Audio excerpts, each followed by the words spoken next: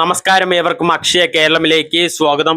കേരളത്തിലെ സ്ത്രീകളെയും ട്രാൻസ്ജെൻഡർ വിഭാഗത്തെയും സംബന്ധിക്കുന്ന രണ്ട് പ്രധാന വാർത്തകളാണ് ഇന്ന് നമ്മൾ പരിശോധിക്കുന്നത്. ഒന്നാമത്തെ, സ്ത്രീ സുരക്ഷാ പദ്ധതി നിർത്തലാക്കിയ രീതിയിൽ സോഷ്യൽ മീഡിയയിൽ പ്രചരിക്കുന്ന വാർത്തകൾ. രണ്ടാമത്തേത്, കേരളത്തിലെ എല്ലാ കോളേജ് വിദ്യാർത്ഥിനികൾക്കും പ്രതിമാസം 1000 രൂപ സർക്കാർ നൽകുന്നു എന്ന പ്രചരണം.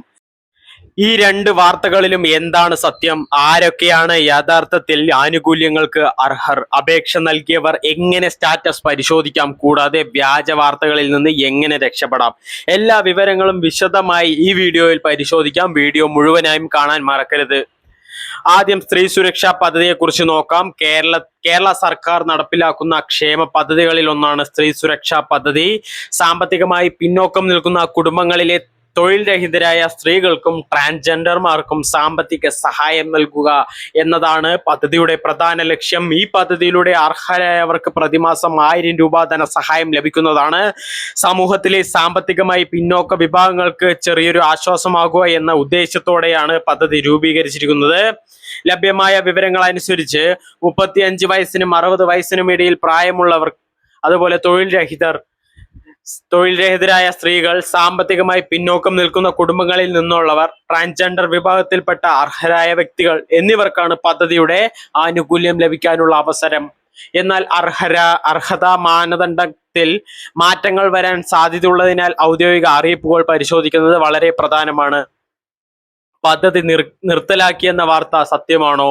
കഴിഞ്ഞ കുറച്ച് ദിവസങ്ങളായി സോഷ്യൽ മീഡിയയിലും ചില യൂട്യൂബ് ചാനലുകളിലും സ്ത്രീ സുരക്ഷാ പദ്ധതി സർക്കാർ നിർത്തലാക്കിയെന്ന തരത്തിൽ നിരവധി വാർത്തകൾ പ്രചരിക്കുന്നുണ്ട്. എന്നാൽ ഇതുമായി ബന്ധപ്പെട്ട് സർക്കാർ ഔദ്യോഗികമായി പദ്ധതി അവസാനിപ്പിച്ചതായി പ്രഖ്യാപിച്ചിട്ടില്ല. അതിനാൽ പദ്ധതി നിർത്തി, ഇനി 1000 രൂപ ലഭിക്കില്ല, എല്ലാ അപേക്ഷകളും റദ്ദാക്കി എന്ന രീതിയിലുള്ള വാർത്തകൾ കാണുമ്പോൾ ഉടൻ വിശ്വസിക്കേണ്ടതില്ല. സർക്കാരിന്റെ ഔദ്യോഗിക ഉത്തരവുകളോ അറിയിപ്പുകളോ പരിശോധിച്ചതിന് ശേഷമേ ഇത്തരത്തിലുള്ള വിവരങ്ങൾ വിശ്വസിക്കാവൂ. അപേക്ഷ നൽകിയവർ ഇനി എന്ത് ചെയ്യണം? സ്ത്രീ സുരക്ഷാ പദ്ധതിയിലേക്ക് അപേക്ഷ സമർപ്പിച്ചിട്ടുള്ളവർ ആശങ്കപ്പെടേണ്ട കാര്യമില്ല. നിങ്ങളുടെ അപേക്ഷയുടെ നിലവിലെ അവസ്ഥ പരിശോധിക്കാനുള്ള സൗകര്യം നിലവിലുണ്ട്. അതിനായി സ്മാർട്ട് പോർട്ടൽ നിങ്ങൾക്ക് ഉപയോഗിക്കാം. അപേക്ഷ നൽകിയ ശേഷം സ്റ്റാറ്റസ് പരിശോധിക്കുമ്പോൾ വ്യത്യസ്ത സന്ദേശങ്ങൾ കാണാറുണ്ട്. സബ്മിറ്റഡ് എന്ന സ്റ്റാറ്റസ് വന്നാൽ എന്താണ് അർത്ഥം എന്നുള്ളത് ഒരുപാട് പേര് ചോദിക്കാറുണ്ട്.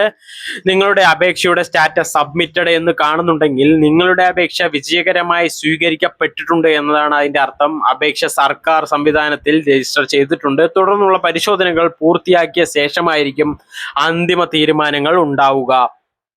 ചില അപേക്ഷകളിൽ റിട്ടേൺഡ് എന്ന സ്റ്റാറ്റസ് കാണാൻ സാധ്യതയുണ്ട്. ഇത് അപേക്ഷ നിരസിക്കപ്പെട്ടു എന്നതല്ല. സാധാരണയായി രേഖകളിൽ പിശകുകൾ ഉണ്ടായിരിക്കാം, വിവരങ്ങൾ അപൂർണമായിരിക്കാം, കൂടുതൽ വ്യക്തത ആവശ്യമായിരിക്കാം.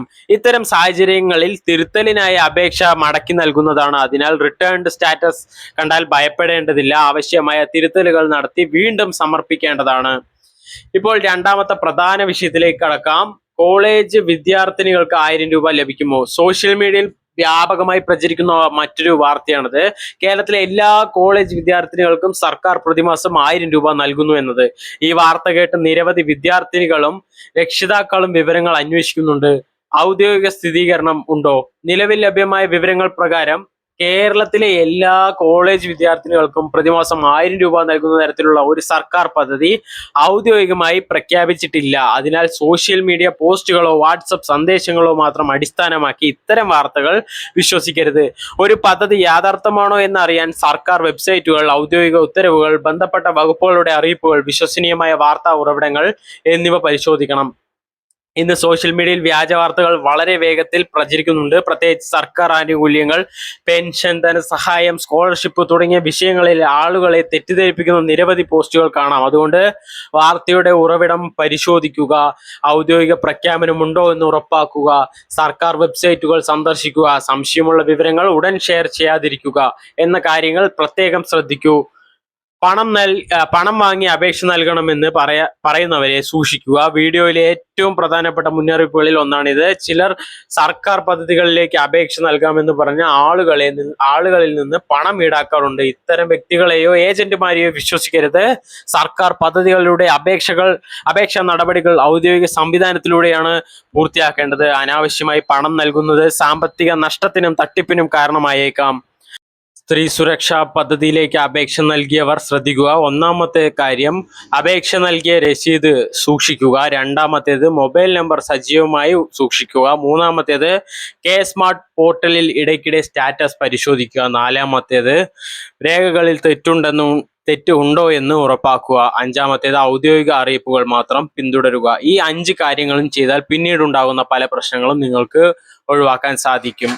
സോഷ്യൽ മീഡിയയിൽ ഇപ്പോൾ വരുന്ന വ്യാജ ലിങ്കുകൾ. ഇപ്പോൾ മറ്റൊരു പ്രധാന കാര്യം, പലപ്പോഴും വാട്സപ്പിൽ ഒരു ലിങ്ക് വരും. ഇവിടെ ക്ലിക്ക് ചെയ്താൽ 1000 രൂപ ലഭിക്കും, ഈ ഫോറം പൂരിപ്പിച്ചാൽ സർക്കാർ സഹായം ലഭിക്കും എന്നിങ്ങനെ വരുന്നുണ്ട്. പക്ഷേ ഇത്തരം ലിങ്കുകൾ പലപ്പോഴും തട്ടിപ്പിന്റെ ഭാഗമായിരിക്കും. നിങ്ങളുടെ ഫോൺ നമ്പർ, ബാങ്ക് വിവരങ്ങൾ, ആധാർ വിവരങ്ങൾ തുടങ്ങിയവ ശേഖരിക്കാൻ വേണ്ടിയുള്ളതാവാം. അതുകൊണ്ട് ഔദ്യോഗിക സർക്കാർ വെബ്സൈറ്റുകൾ അല്ലാതെ ലിങ്കുകൾ, വ്യക്തിഗത വിവരങ്ങൾ നൽകുമ്പോൾ വളരെ ശ്രദ്ധിക്കണം. സ്ത്രീ സുരക്ഷാ പദ്ധതിയുടെ പ്രാധാന്യം. സ്ത്രീ സുരക്ഷാ പദ്ധതി പോലുള്ള പദ്ധതികൾ പല കുടുംബങ്ങൾക്കും വലിയ ആശ്വാസമാണ്.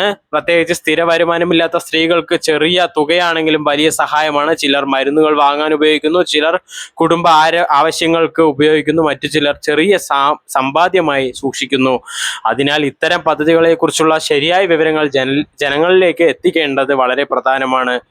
കോളേജ് വിദ്യാർത്ഥിനികളുടെ കാര്യത്തിൽ ശ്രദ്ധിക്കേണ്ടത്, പെൺകുട്ടികൾക്ക് 1000 രൂപ ലഭിക്കുമെന്ന വാർത്ത കണ്ടതിന് ശേഷം നിരവധി വിദ്യാർത്ഥിനികൾ ഞങ്ങൾക്ക് മെസ്സേജ് അയക്കുന്നുണ്ട്. എവിടെയാണ് അപേക്ഷ നൽകേണ്ടത്, അവസാന തീയതി എപ്പോഴാണ്, ഞാൻ ഡിഗ്രി വിദ്യാർത്ഥിനിയാണ്, എനിക്ക് കിട്ടുമോ, ഇങ്ങനെ നിരവധി ചോദ്യങ്ങൾ വരുന്നു. എന്നാൽ ഒരു പദ്ധതിക്ക് ഔദ്യോഗിക പ്രഖ്യാപനങ്ങൾ വന്നാൽ മാത്രമേ അപേക്ഷാ നടപടികൾ ആരംഭിക്കുകയുള്ളൂ.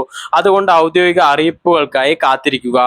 സുഹൃത്തുക്കളെ, നിങ്ങളിൽ ആരെങ്കിലും സ്ത്രീ സുരക്ഷാ പദ്ധതിയിലേക്ക് അപേക്ഷ നൽകിയിട്ടുണ്ടോ? അപേക്ഷയുടെ സ്റ്റാറ്റസ് എന്താണ് കാണിക്കുന്നത്? സബ്മിറ്റഡ് ആണോ, റിട്ടേൺഡ് ആണോ? കമന്റ് ബോക്സിൽ അറിയിക്കുക. ഇങ്ങനെയുള്ള ഇൻഫോർമേറ്റീവ് വീഡിയോസിനായി ചാനൽ സബ്സ്ക്രൈബ് ചെയ്യാനും ഷെയർ ചെയ്യാനും മറക്കരുത്. നന്ദി, നമസ്കാരം.